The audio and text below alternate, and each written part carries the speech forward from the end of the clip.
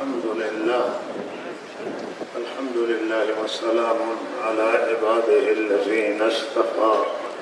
أما بعد، أعوذ بالله من الشيطان الرجيم. بسم الله الرحمن الرحيم.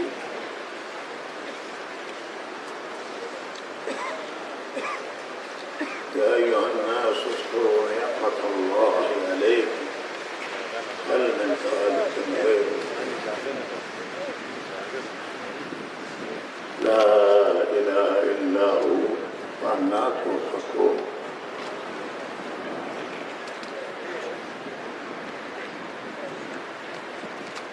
از بالاترین نعمتهای اللہ تعالی که اللہ تعالی به انسان عنایت کرده و انسان داده است نعمت ایمان هست و این ایمان نعمتی هست که انسان را اللہ تعالی واصل میکنه. ایمان به معنی اعتقاد درسته و اعتقاد صحیح و اعتقاد قابل قبول هست به ذات یگانه اللہ تعالی،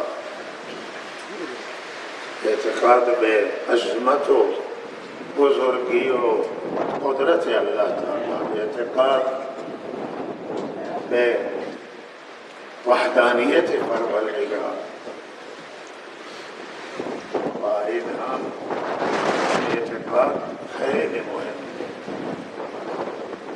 انسان با ملائ اعلی وصل میکنه، انسان را اللہ تعالی وصل میکند. اعتقاد به معاد و حساب و کتاب و آخرت و اعتقاد به رسالت و نبوت و انبیاء علیهم السلام که نمایندگی خدا را داشتند و پیام‌های الهی را و رسالات الله تعالی و پیام‌های پروردگار را به جهانیان رساندند.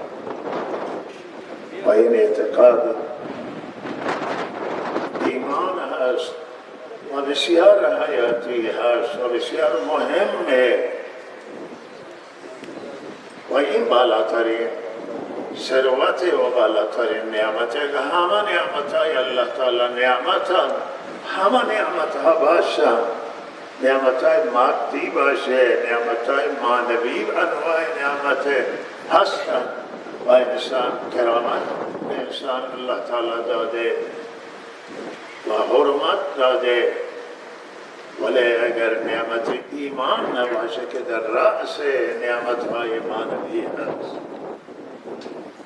بقیه نعمتها ناپایدار خواهند بود. این نعمتی که هم تو دنیا هست و هم در آخرت همراهی.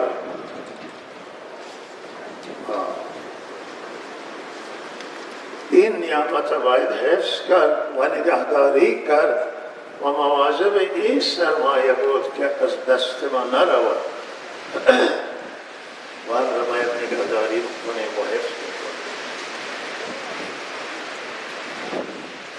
دو تا نعمت دیگر هم بلکه سه تا که این نعمت را به پای تکمیل میرساند. اگر ایمان باشه و این نعمت های دیگر هم کنارش باشند، اون وقت این نعمت که به طور کلی فروزه دین هست، این فروزه به پای تکمیل میرسه و اون نعمت دیگر عبادت اللہ تعالی هست و بندگی اللہ. علاوه از ایمان که نعمت قلب و نعمت دل هست، اگر عبادت دل هست، اگر توفیق بندگی و عبادت نصیب بشه، این نعمت عظیم دیگری است کنار نعمت ایمان و عبادت. معنی آنه که انسان این توفیق داشته باشه که از الله اطاعت کنه، از الله فرمان ببره. تمام فرمان برداری های الله عبادت، نماز باشه، روزه، صدقات و خیرات و زکات، حج یا سایر बंदगी हाँ या अल्लाह ताला दस्तूरात अल्लाह रा वक्त शुमा इताअत मिकुने ये विषय इबादत از الله فرمان میبرید وقتی که آنچه که الله من کرده من و شما از او باز بیاییم و دست بکشیم از محرمات ارتکاب گناه ارتکاب معاصی این عبادت دیگری است بلکه این عبادت یعنی ترک گناه بزرگتری از سجده و از رکوع و از نماز هم بالاترانه کسا گناه را ترک کنه بزرگترین بندگی الله در بخش عبادت ترک گناه و بعد اطاعت کردن از الله است و معروفات را در زندگی خود پیاده کردن نازنین عبادت مکمل ایمانه و تکمیل کننده پروژه ایمان است و آن حضرت در این میدان نمونه بودند همانطور که در اصل اعتقاد و ایمان نمونه بودند و ایمان هیچ کس و ایمان امت به ایمان حضرت رسول صلی اللہ علیہ وسلم نمیرسد همینطور در بخش عبادت حضرت رسول صلی اللہ علیہ وسلم پیشتاز بودند و واقعا نمونه بودند و تا آنجا الله را عبادت کردند و شبها می نشستند و الله را بندگی می کردند که پای مبارک ورم وقتی که همسر آن حضرت صلی اللہ علیہ وسلم صدیقہ عائشہ عرض کردند یا رسول اللہ اللہ تعالیٰ گناہ شما را معاف کرده و شما خود را اینقدر به زحمت می اندازید فرمودند که افلا اکون عبدا شکورا بنده شکرگزار خدا نباشم یعنی این عبادت در جهت شکر الله کہ اللہ تعالیٰ چنان چیزیں عنایت کرتا ہے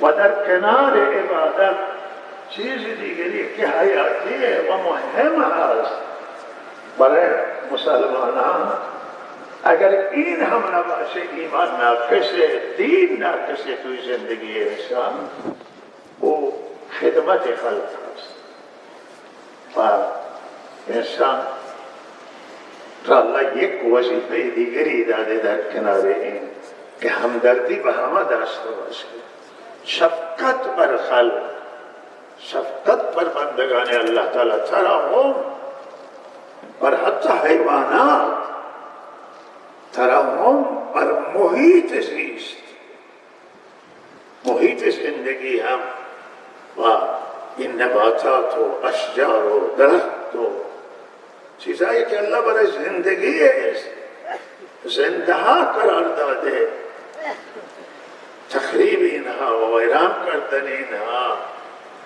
و این هم جز همینه شفقت علی الخلق که از محیط زیست حفاظت بشه از منابع طبیعی حفظ بشه حیوانات رحم بشه برای حیوانات مگر حیواناتی که موضوعی و ضرر دارن برای انسان و گوشندان برای انسان بالاخره وہ چیز دیگره و الا حیوانات باید هم انسان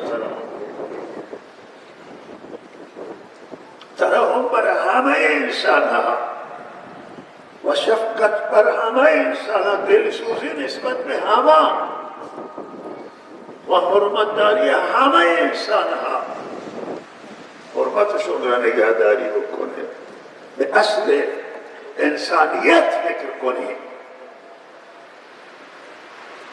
نفع انسان ها خیر انسان ها این شفقت علی الخلق که باید بر همه خلق ترحم داشت و این رکن دوم آیه دوم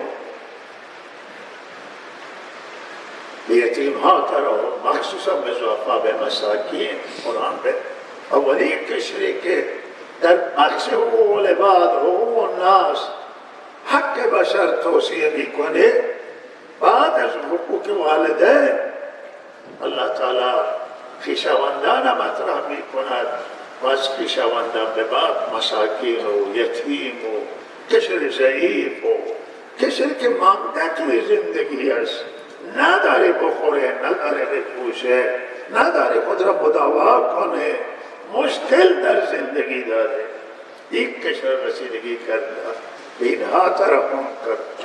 بی تفاوت نباید یک انسانی که ادعای دینداری رو بکنه یا میخواهد که دین کامل توی زندگیش باشد نباید بی تفاوت باشد. مسافر ندیدید توی راه، هوا سرده، وسیلهش خرابه، وسیله نداره و بالاخره از کنارش رد بشید و به اون ترحم نکنید، یکی مشکلی داره، گرفتار مشکلاتی است، از کنارش رد شدن.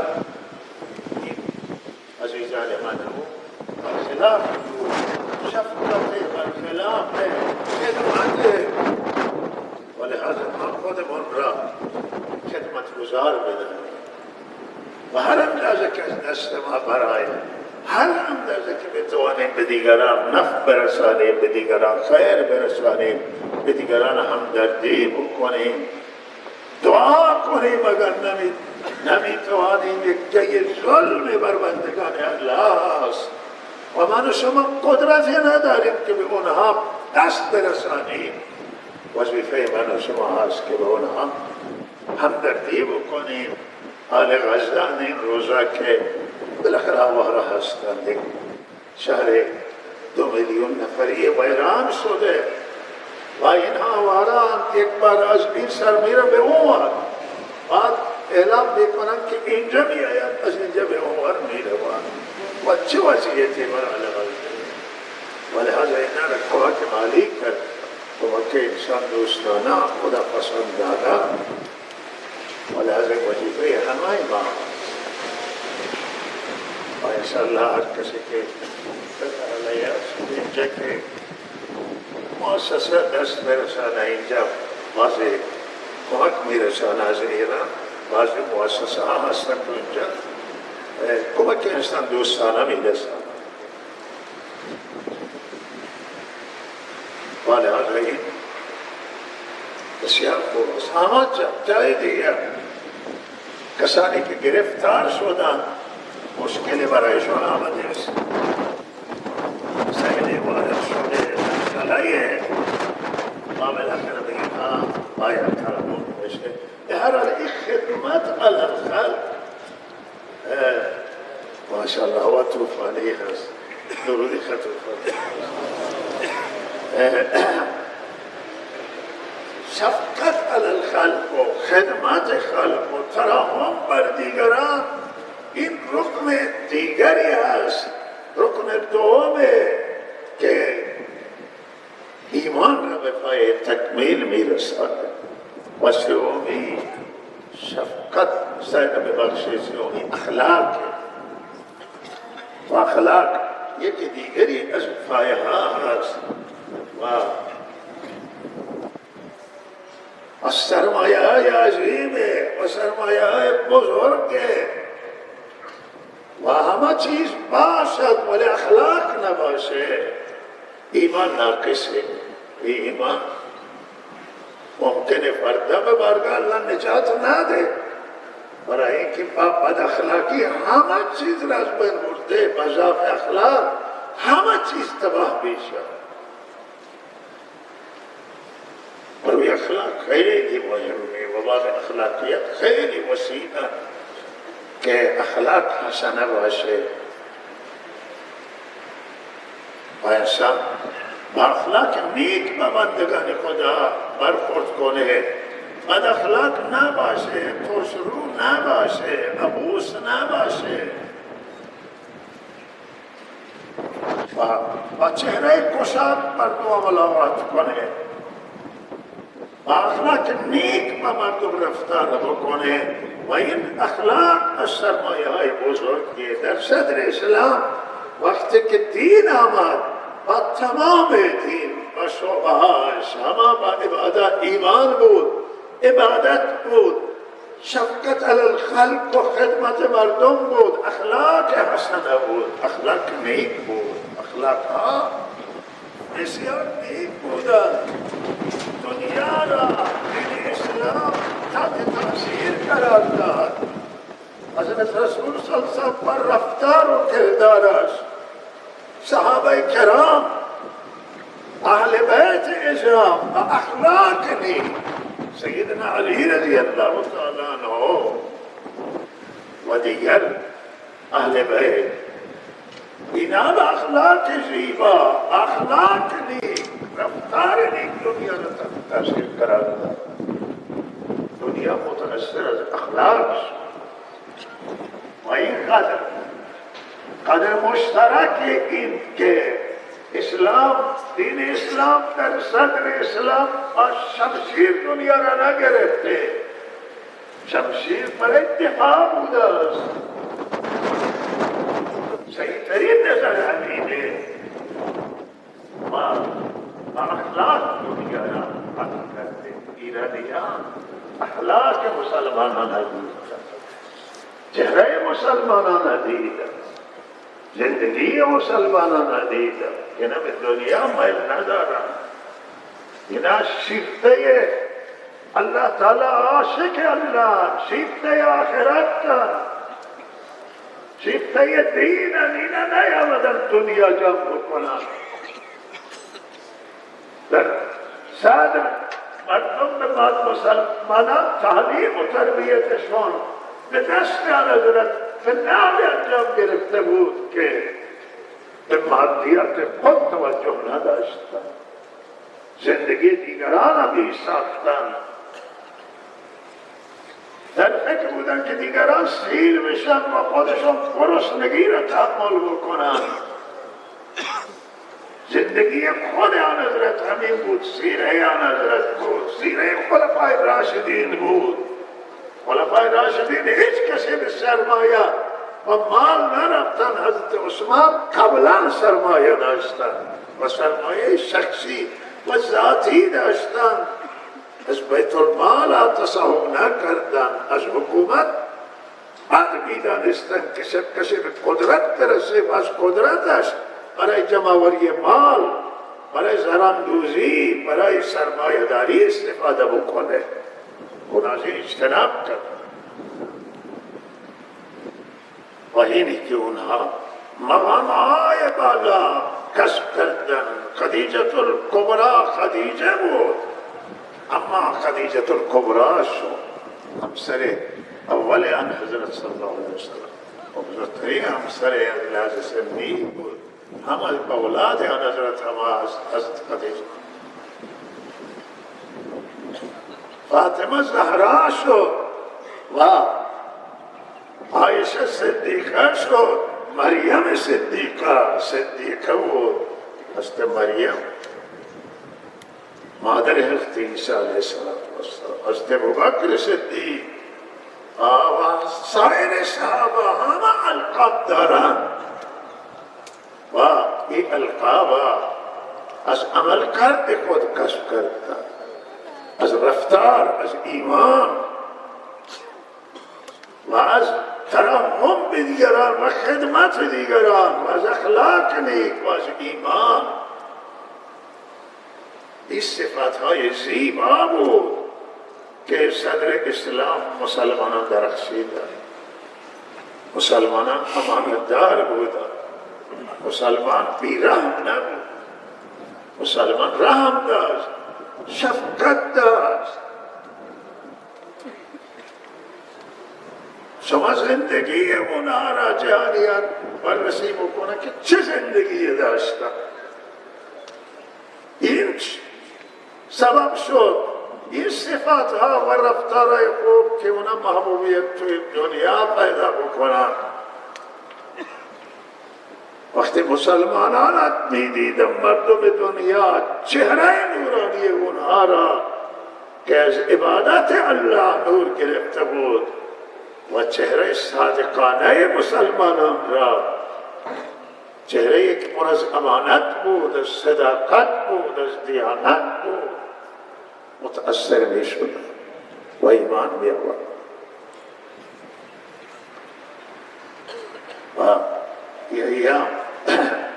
ایام هست که در 57 همه ایام به هر حال فیروزی انقلاب بود و مردم ایران همه از تمام طیف‌ها، از دانشگاهیش بگیری تا بازاری تا حوزه های علمی، مراکز علمی، زنان، جوانان، دیندار و اونی که به دین باور دینی نداشت و اعتقاد نداشت، غلط این خبر که من حرف کسی که شنیدم که گفت که این قیام دین باوران بود، دینداران بود. نه، دینداران ممکنه نمیتونست این کار بکنن. تمام طیف‌ها در ایران، حتی قبل از زندان بسیاری از کسانی که اعتقاد مارکسیستی داشتن توده وقت مطرح بود، خیلی احزاب بودن، این همه تو زندان عمرشون گذارن. و لحاظ دیندار و بیدینونه که دین باور نداشت همه ایرانی بودن، همه کناره، همه آمدن، همه با هم شدن و متحد شدن و خواسته ایشون عدالت و گفتن که نیاز دارن به عدالت و نیاز دارن که سیستم حکومت بکنه، سیستم حکومتیشون بر محور عدالت باشه، عدالت محور باشه که در اون تبعیض نباشه، نابرابری نباشه و حکومت فرد نباشه، حکومت خانواده نباشه. خواست او زمانه بود. بالاخره او زمانه ما هم سن داشتیم و وضعیت جوان نبودیم، همین 30 و خورده سال او زمانه برای عمر ما.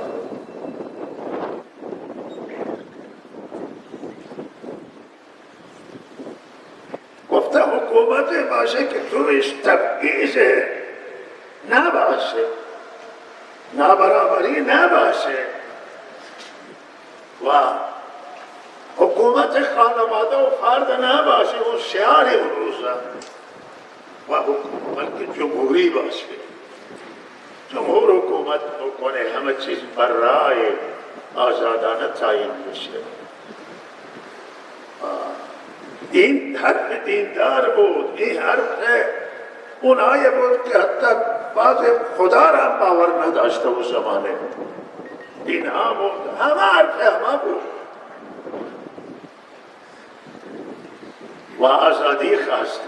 گفتن ما نیاز داریم یک سیستم حکومتی که در او آزادی باشه، آزادی بیان باشه، آزادی کلام باشه، آزادی انتقاد باشه. و او زمان هم می گفتن که از شخص اول مملکت اجازه نمی داده که کسی انتقاد کنه، نامش را بگیره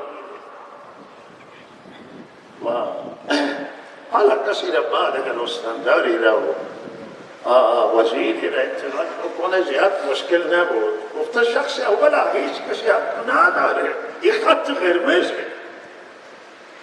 و این ملت گفتن کسی باشه حاکم که ما بتوانه رو انتقاد کنیم، نقد کنیم او را، ضعفهای او را بگیم، مشکلات او را بگیم و لحاظ آزادی بیان. مردم خیلی توی زندان ها بودن، روی همه انتقاد میکردم به سیستم، انتقاد میکردم به شخص اول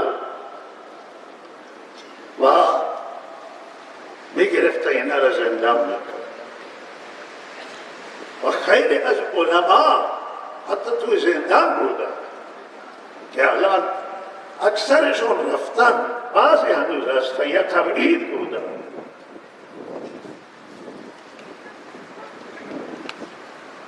و در قاست مردم بود که سرمایه مملکت این یکی از همون برجسته ترین شعارهای روز بود که این سرمایه کشور باید به خود ملت خرج بشه. این سرمایه را هیچ کسی نبرد. او زمانه می گفته که امریکایی ها می برن و خیلی ها دیگر منافع دارن و بعضی هست که دستشون بازه و این سرمایه ها را می برن و این سرمایه باید به همه خرج بشه. نفت و گاز و این سرمایه ملی و اینها همه باید به ملت خرج بشه. و چرا ایران سرمایهش بر بیرون؟ اون روزا می گفته این سرمایه چرا برای مردم خرج نشه؟ خیلی وعده ها اون روز داده شد، خیلی وعده ها داده شد.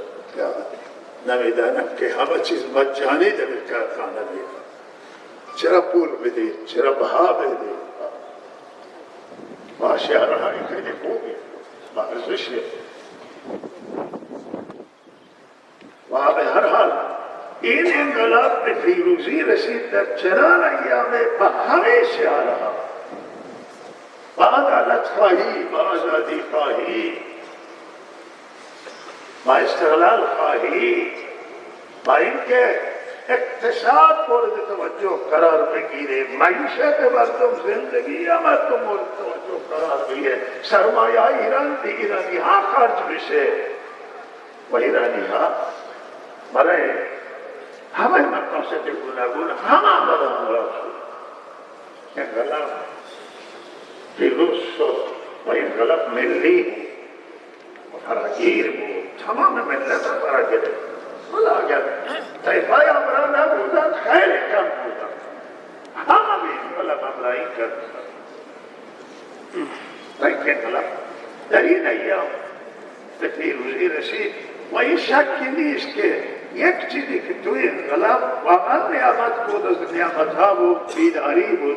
نه تنها به مردم ایران بیداری رسید بلکه بیداری خیلی جهان دیگه هم بیداری رسید که مردم میتونن حقوقشون مطالبه بکنن. چون مردم ایران در یک سخت‌ترین شرایط مطالبه رو شروع کردن و درد کشیدن برای حقوقشون و زحمت‌ها و رنج‌ها را تحمل کردن، کشته هم دادن، زنده هم رفتن، تهدید هم شدن، ولی آخر انقلاب به پیروزی رسید. بعد همین ملت همه وقتی که گفتن نظام چه باشه، بعضی گفتن که به هر حال دموکراتیک باشه و بعضی گفتن نه دیگه چیزی باشه و آنچه که ملت ایران به جنبندی رسید و اون رهبر تقیید انقلاب به آن تاکید کردن، علما تاکید کردن، گفتن که از همه بهتر که حکومت دین باشه، جمهوری اسلامی باشه. ملت همه جمع شد و به هر حال به جمهوری اسلامی آمد که سیستم اسلامیه و مردم همه فکر همی کرده، ذهن همه بود که دیگر دور حضرت رسول صلی الله علیه وسلم تکرار میشه، دیگر عصر خلفای راشدین می آید، دیگر دور حضرت علی می آید و ما زیر سایه عدالت حضرت علی قرار می گیریم و به هر حال مردم خیلی روحیه داشتن، مردم خیلی علاوه داشتن و این همانطور که انقلاب پیروزی با موفقیت رسید، با اجماع نسبی ملت ایران رسید، همان صورت با اجماع بیشتری به جمهوری اسلامی ملت را داد. سیستم حکومتی را تعیین کرد که از نوع جمهوری است ولی از نوع اسلامی از نوع دینی و بالاخره همه خوشحال بودن. ولی یک اتفاقی که یک چیزی که حیاتی بود و خیلی مهم بود برای نگهداری این انقلاب، برای نگهداری این وحدت، بهترین صورت آن بود که تمام کسانی که با انقلاب همراه بودن، از دیندار و تاونی که دین نداره و اعتقاد به دین نداره، بی دینه و تمام طیفها را باید نهواش این بود، بهترین سیاست این بود که بالاخره اون دولتی که تشکیل بشه و حکومتی که تشکیل بشه همه طیفه رو دست داشته باشن، همانطور که در پیروزی انقلاب دست داشتن. مثلا اونی که دین داره هم باشه، اونی که دین نداره هم باشه، همه باشن. اگر همه با هم بودن به همین صورت، همانطور که در انقلاب بودن، بعد هم با هم همراه می شدن، بهتری سیاست. دولت فراگیر تشکیل می شد، خود فراگیر بود، از همه طیفها بود. اگر در راس روحانیت بود، علما بودن، ولی وزیر زینها می شد و سردار زینها تعیین می شد. کسانی که اهل باشند، کسانی که شایسته باشند، از شایستگان تمام جناحها و تمام طیفها که در انقلاب همراهی کردن همراه بودن. اگر میتوانستن تمام اقوام، تمام مذاهب ایران، یک کشور متکثره و ایران یک کشوری است که تمام طیف‌های اینجا زندگی میکنند، کشور دینداران نیست، کشور همه مردم ایران دین داره نداره، مسلمانی غیر مسلمانه و مال همه کشور ایران و در هر مذهبی و هر گرایش ایرانی هست. از شایستگان بدون در نظر گرفتن گرایش و مذهب اگر کار میگرفتن، این بهترین صورت است. مطمئناً کشور یک الگوی قرار میگرفت که توی دنیا کم نظیر بود، ولی متاسفانه بعداً کم کم بالاخره او از این مثال انقلاب یک قطاری بود که همه در این سوار بودن، همه شریک و همراه شدن و کم کم بالاخره کاروان دیگه ناش خود جدا کرد، کاروان انقلاب. بالاخره اونهایی که پایبند دیندار هم بودن، اینها را عذاب و گروه ها که آمدن در انقلاب کشته هم دادن، همراهی کردن، توی زندانه رفته اینها را کم کم بیرون کرد و بالاخره تا به همین صورت و هرچه که جلوتر رفتیم یک طیفی خارج شدن دیگه، قومها را، قومیتها را که در انقلاب همراهی کردن کشته دادن و مبارزه کردن،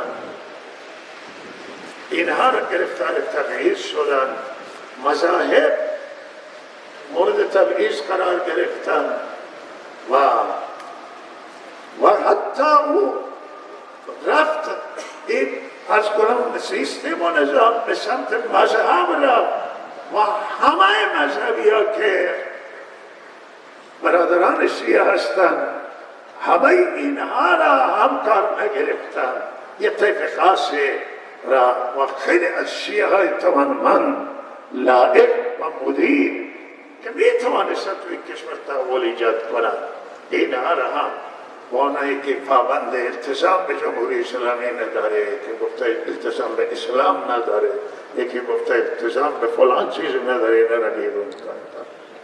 و در حالی که اگر این التزام وجدان داشته باشه، توانمند باشه و اهل کار باشه، بالاخره اگر کار به او واگذار میشد مشکلات پیش نمیاد. کم کم به جای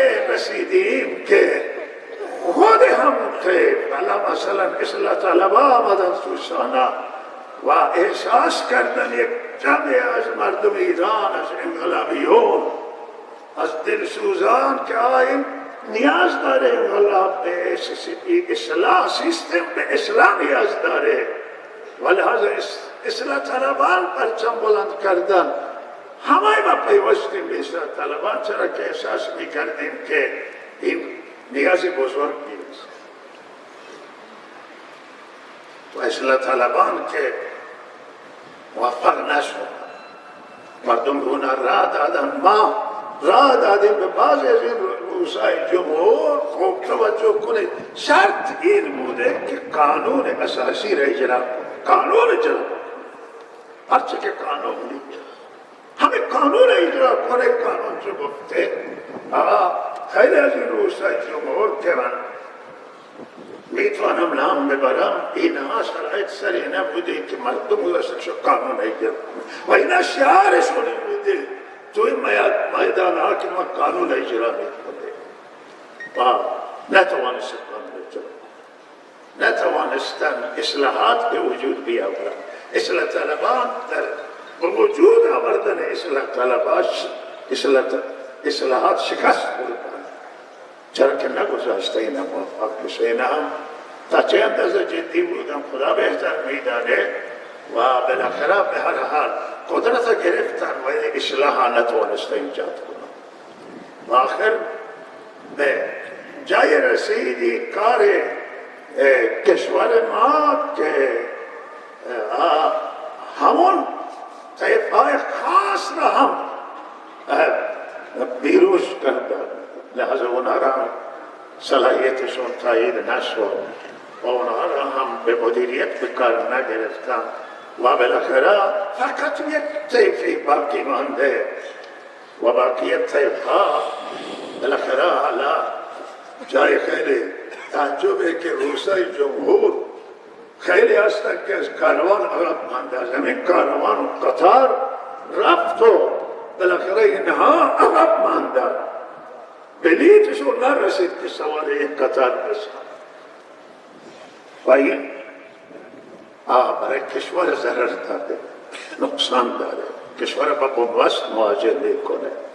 ما غرضی نداریم، مقصدی نداریم، دلسوزیم نسبت به حاکم و نسبت به ملت، نسبت به همه دلسوزیم، دل ما میسوزه که این کشور چرا از ظرفیت دین اولا که من عرض کردم که ما باید روی انسانیت فکر میکردیم و این اگر روی انسانیت فکر میکردیم چقدر این ظرفیت بالا بود و اگر ما وقتی آمدیم دین به مذهب نمیرفتیم و روی اصل دین برای بنده به همین صدام فریاد زدم که به صاحبان حوزه و علما توی مراسم ها که روی اصل دین فکر کنید، مذهب نرید، مذهب شما را محدود میکنه، مذهب دست و پای شما را میبنده، مذهب مردم از شما جدا میکنه.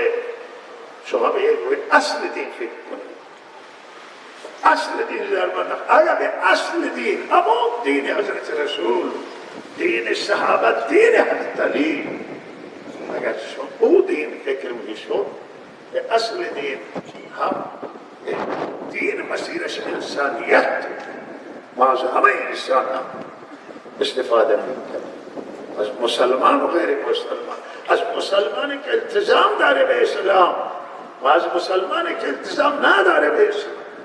نماز نمیخوانه، برای خودش نماز نمیخوانه.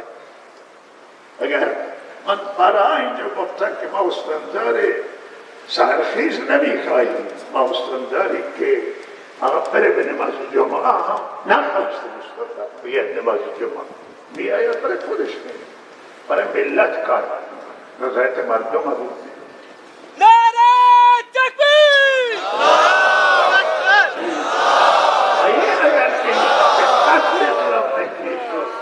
اصل انسان مسیرش انسانیت، اگر این فکر میشد از ظرفیت دین استفاده میشد، ظرفیت کشور خیلی وسیعه و این کشور نه تنها ایرانیان میتوانند ایران اداره کنند، ایرانیان میتوانند اروپا را هم اداره کنند اگر میدان داشت.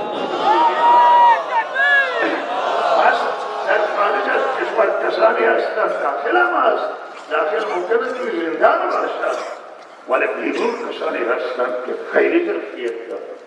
اونجا معروف هم، توی آلمان معروف هم، توی امریکا معروف هم، توی اروپا معروف هم و صاحبان فکران، صاحبان اندیشه مال همین هم وطن. اگر استفاده میشد از اینها ظرفیت های ایرانی ها، من اعتقادم اینه که همین زنانی که زندانند توی زندان هستند از مردان بعضی که زندانند، اگر اجازه بدید که اینها کسانی بیایند توی کار، شما اجازه شد که وارد صحنه بشن و اختیاراتشون بدید، اختیاراتشون محدود نکنید، همین زنان میتونه کشور متحول تکبیر!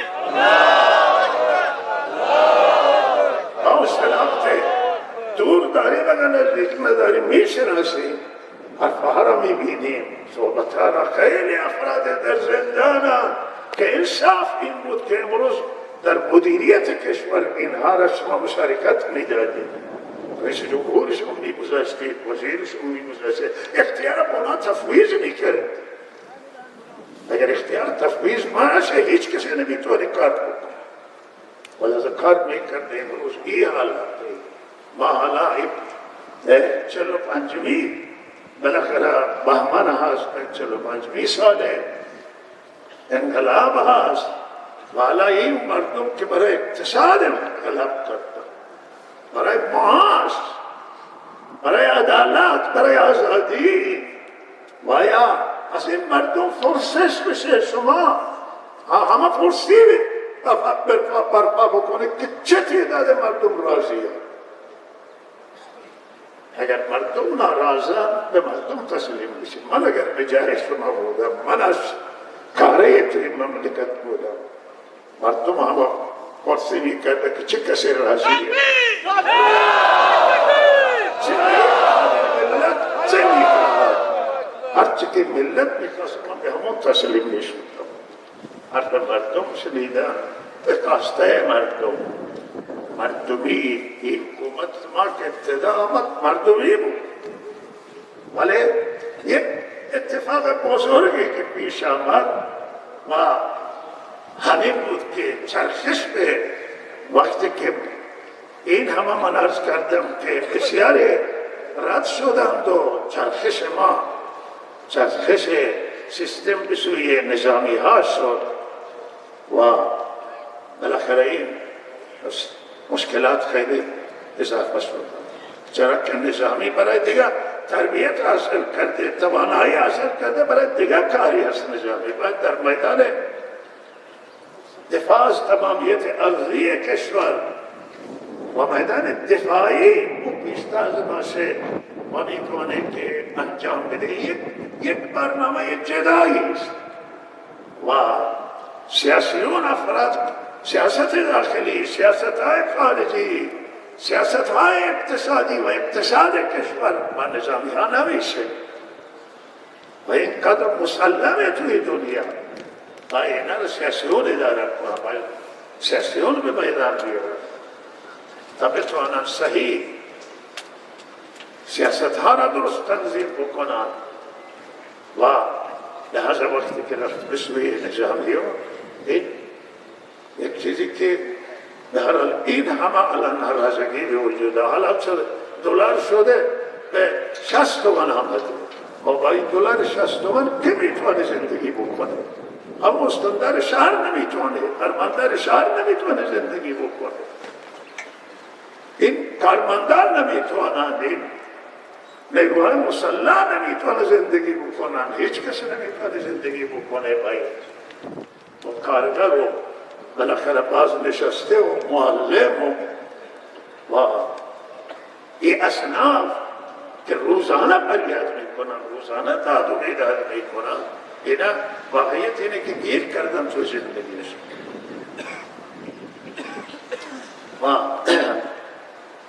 بزرگان مردانی که در راس مملکتن و به هر حال باید فکر کنن روی این مسئله، روی ملتشو فکر کنن. این مردم از بالاخره تحت فشارن، ملت تحت فشاره و بعد از این حالت بیرون بیاید. پولشون پول اون زمانه که ما تحویل گرفتیم پول 7 تومان بود، $1 7 تومان. 7,000 تومان ایرانی $1,000 بود. 7,000 تومان $1,000. باشو ببینید که تفاوت از کجا تا حالا 60,000 تومان شده $1. 7,000 تومان بود $1,000.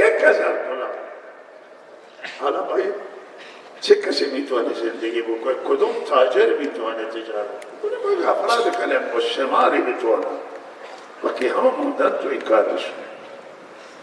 و این ملت شما هستن، مردم شما. ما هیچی نمیخواهیم و آنچه که ما عرض میکنیم روی دلسوزی هست، احساس مسئولیت میکنیم، مسئولیت داریم، تکلیف خود میدانیم که مسائل مطرح کنیم. از دیگه خود گذشته هم مطرح کردیم. ما توی اکثر کنفرانس ها عادت همین بودی که ما اصل و مسائل بیایم مطرح بکنیم و مدعی اصلا در اخلاق من نیست که بنده کسی را تعریف بکنم، تعریف بیجا البته. و در حالی واقعیت ها را باید مسئولان ببینن. با این صورت که حالا این سیاست ها جواب مثبت نداده و سیاست باید من اعتقادم اینه که باید ما برگردیم به اما اول انقلاب و لحاظا همانطور که اون روز همه اتفاق بودن، الان هم باید همه قومیت ها را بیارید شریک کنید. آقا دیندار بیارید، بیدین بیارید. من اعتقادم آنه که زندانی های سیاسی را بیرون کنید.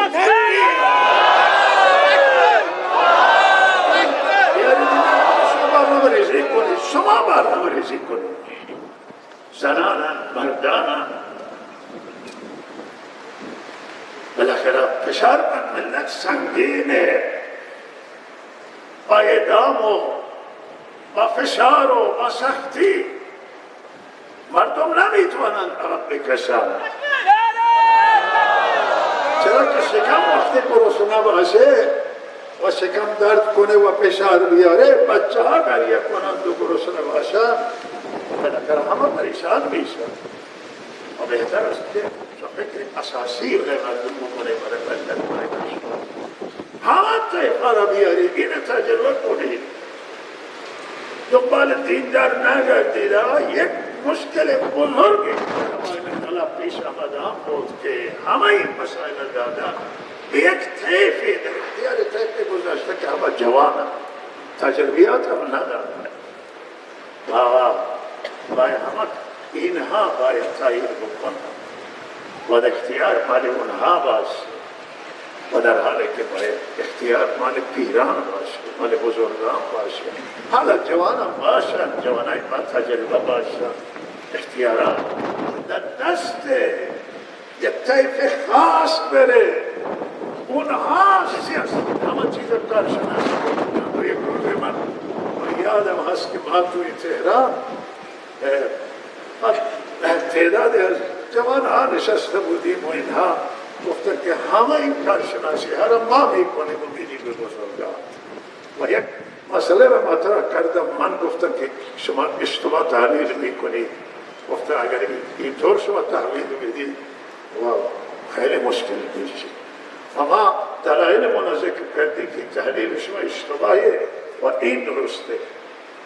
و بعد از تکسید به بعضی که ما گفتی حاضرین که بحث کنیم روی مسئله.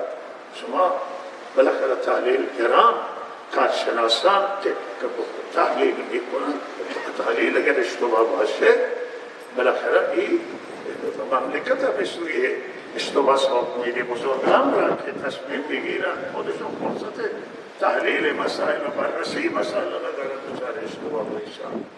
و همینی که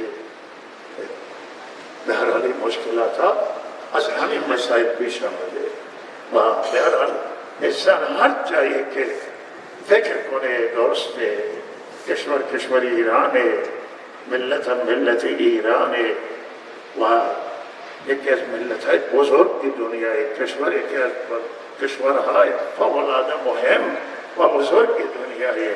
ولی این کشور باید به نحوی فکر بشه که شایسته این کشور و شایسته ملت بشه، شایسته خود شما بشه و ما امیدواریم که در این باره فکر اساسی بشه. این سیاست ها باید گذاشته و جواب ندادن، اینا رو تغییر بدید، بیاید برگردید به همون نقطه اول و ملی فکر کنید، مردمی فکر کنید، در کنار مردم باشید، حرف مردم بشنوید. تکبیر.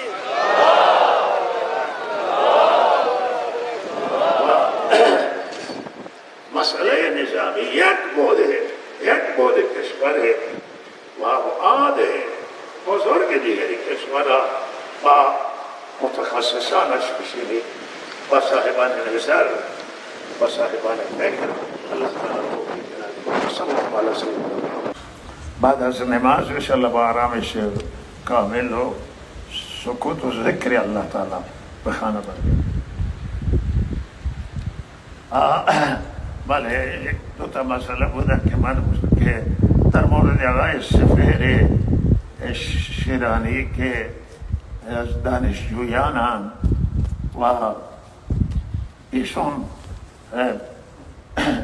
به صورت مشکوکی به قتل رسیده و به هر حال خیلی منتشر شده، بازتاب در درون کشور و بیرون داشته و چیزی است که مردم نگران کرده هستند.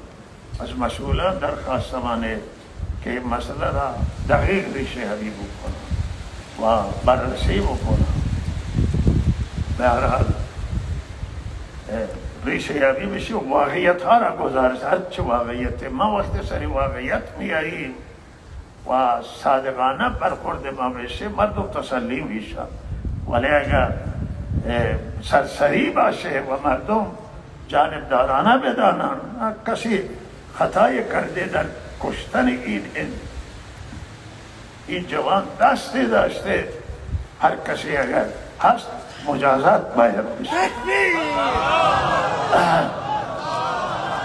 ولی هر خواهان در بررسی و مسئولان و گزارش به مردم دقیق بدن که جریان چه بوده است.